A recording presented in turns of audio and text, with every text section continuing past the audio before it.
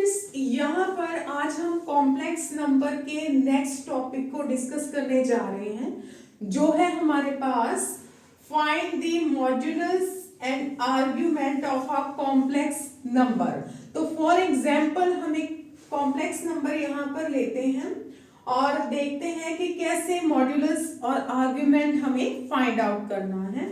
तो उसके लिए आपने क्या करना है, देखिए सबसे पहले इस क्वेश्चन को करने के लिए हमारे पास टू मेथड्स हैं। तो जो आपके पास फर्स्ट मेथड है वो मैं आपको डिस्क्राइब करती हूँ, जैसे कि z इज इक्वल टू है x प्लस आयोटा y। अब यहाँ से आप रियल और इमेजिनरी नंबर को कंपेयर कर सकते हो।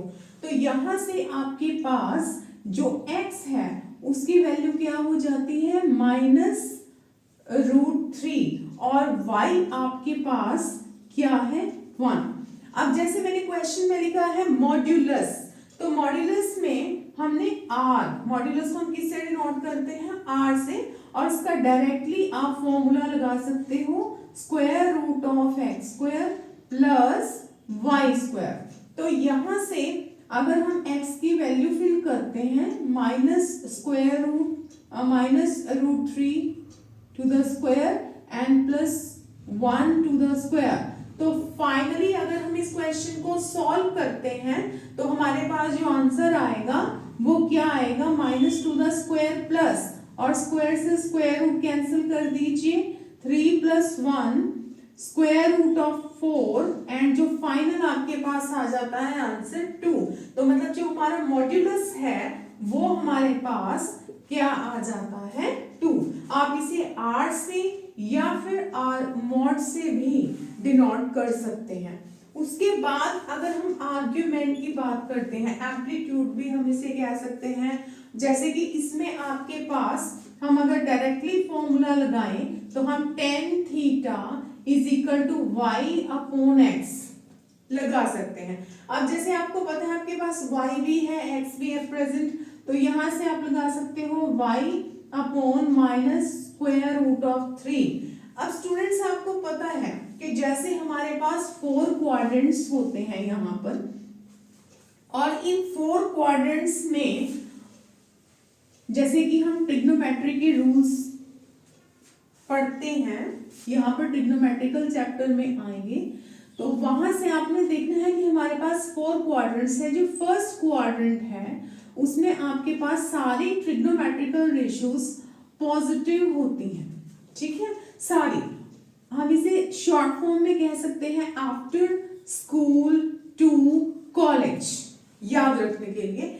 तो यहाँ पर जो सारी ट्रिग्नोमेट्रिकल रेशियोज हैं कौन कौन सी, sin, cos, tan, cot, sec, cosec, तो वो सारी इसमें क्या है पॉजिटिव है। अब इसके लिए जो s है वहां से आपको पता है जैसे sin और cosec यही पॉजिटिव होती है, इसमें tan और cot आपका पॉजिटिव है, इसमें आपका cos और sec पॉजिटिव होता है। और यहाँ से हम जो क्वाड्रेंट है वो लेते हैं 90 डिग्री, और इसे हम 180 डिग्री जिसे हम पाई माइनस थीटा भी लिख सकते हैं, और इसे हम 270 डिग्री मतलब पाई प्लस थीटा भी डिस्क्राइब कर सकते हैं, और ये है 360 डिग्री जिसे हम 2 पाई माइनस थीटा भी डिस्क्राइब कर सकते हैं, और फर्स्ट को पाई बाय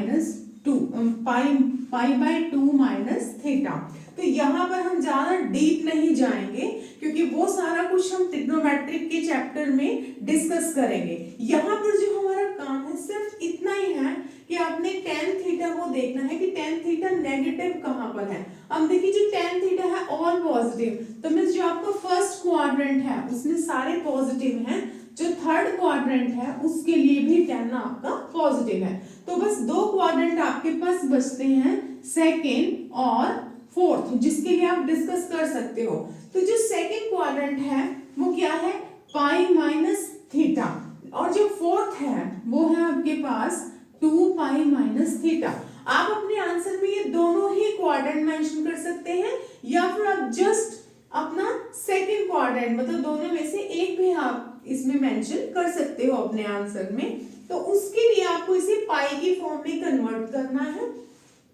अब जैसे कि हम 10th क्लास में टेबल डिस्कस करते हैं, पढ़ते हैं, तो आप सबको पता है कि जो tan थीटा है, जो मैथ्स के स्टूडेंट्स हमें पता है कि tan थीटा 1/√3 कौन सी डिग्री में होता है। तो स्टूडेंट्स यहाँ से जो ये है वो होता है हमारे पास tan 30 डिग्री में, और 30 डिग्री को हम क्या लिखते हैं, π/6। अब जो माइनस है आपका, क्योंकि माइनस तो है, अब माइनस को आप इस तरह से सॉल्व कर लीजिए कि माइनस को आप लिख लीजिए π-π/6।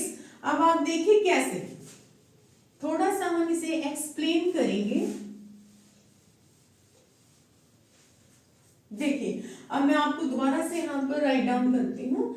tan थीटा, जैसे कि आप देख रहे हो हमने लिखा है tan -π/6 है, क्योंकि 1/√3 π/6 में है।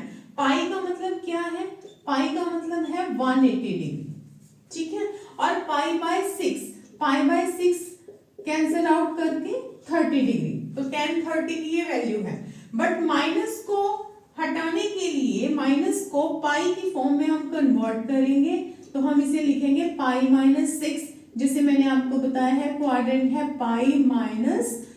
अगर आप सिंगल वन लेते हो, क्योंकि सेकंड क्वाड्रेंट में हम ले रहे हैं, वो जो अब हम क्वेश्चन को थॉरोली एक्सप्लेन करेंगे तो वहां से आपको क्लियर हो जाएगा कि हम इसमें सेकंड क्वाड्रेंट पर ही प्रेशराइज क्यों कर रहे हैं।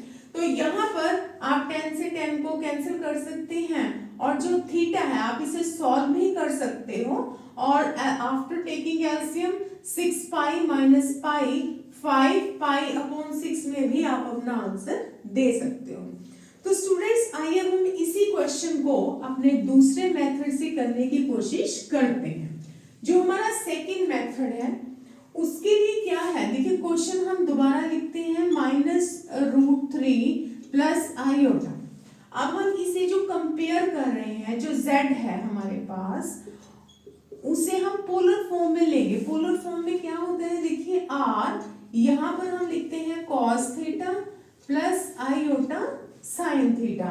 अब यहाँ से अगर आप कंपेयर करते हो, r को पहले अंदर मल्टीप्लाई कर लीजिए, r cos थीटा -√3, और यहाँ से r sin थीटा 1, ये आपके पास बन जाती है फर्स्ट इक्वेशन, और यहाँ से सेकंड इक्वेशन। तो अब हम इसमें दो ऑपरेशंस लगाते हैं, दो। पहला कौन सा है, स्क्वायरिंग एंड एडिंग। देखिए ध्यान से, स्क्वायरिंग एंड एडिंग।